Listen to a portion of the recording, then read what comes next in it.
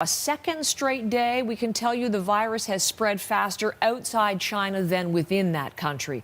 There are hundreds of new cases reported throughout the rest of the world. So here is the updated map. There are 50 countries and regions now affected. And as you can see, there's COVID-19 cases reported in every continent except Antarctica. Denmark, Norway, Estonia, North Macedonia, Romania, Georgia, Pakistan have all reported their first cases in the last 24 hours. South Korea remains the country with the most infections outside China. It had a surge in around 500 new cases, so its total has risen to more than 1,700, the country reporting a 13th death today. As we turn to the European hotspot and look live at Milan, the Duomo, the Piazza del Duomo there in Milan, which is usually such a gathering point for all sorts of tourists and pilgrims. Italy reporting more deaths and more cases today. Just a few minutes ago, the report that 2 more people had died, so that is 14 deaths in Italy.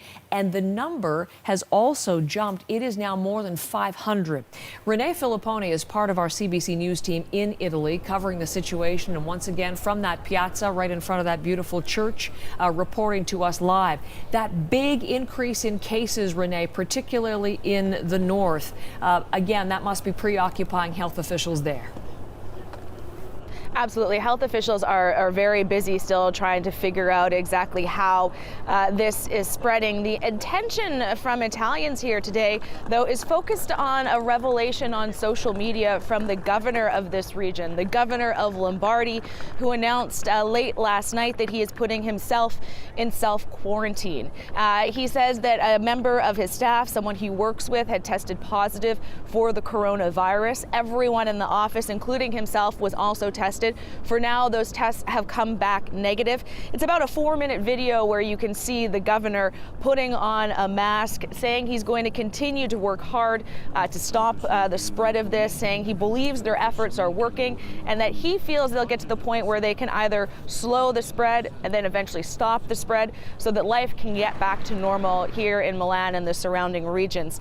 There's also a bit of damage control going on. As you mentioned, a lot of the focus has been placed here on Italy. We heard from an Italian physician who is working with the WHO and has been working on the response here in Italy. He spoke with a local paper to basically saying he feels the numbers in Italy have been slightly exaggerated, that only 190 cases so far have been verified through a 2-step verification process, and they're continuing to try to verify the rest of them.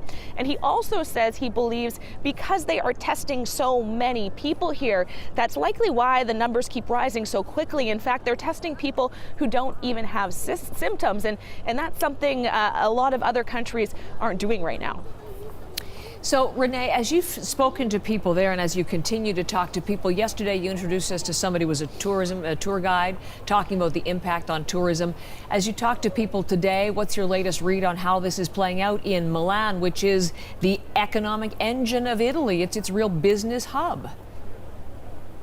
Absolutely. We've spent the morning sort of going around a number of places in the city. It's a little bit busier today than it was yesterday. It seems like people are coming out a bit right now. They're maybe getting over the initial shock of what has happened. However, the restrictions still remain in place here in Milan. We also visited a grocery store to get a sense of what's going on there. You must remember those photos from earlier in the week with those empty grocery store shelves. Well, today those grocery store shelves are all full with fresh produce and goods. They are busy with customers not even wearing masks in them, but it's important to note those are pictures from here in Milan. There has not been an outbreak here in Milan. We have not been able ourselves to obviously get into the red zone because of health reasons, so we don't know what's going on in those quarantine areas. There are pictures on social media that show it is still pretty much a dire situation with empty grocery store shelves there. The people there, they have been days now cut off from the rest of the world. We also spoke with today a Canadian who lives in Milan. She's a student here, and most of her they've been off school. She says a number of her colleagues have either gone home to other cities in Italy, some have even returned to North America, but she has made the decision to stay here for now. Have a listen.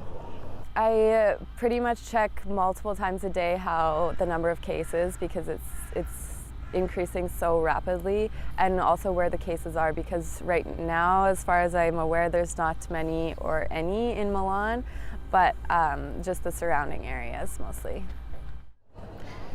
And Heather, that is exactly how officials want to keep it. They do not want to have anything here escalate in this big financial, economic hub of Italy, Milan.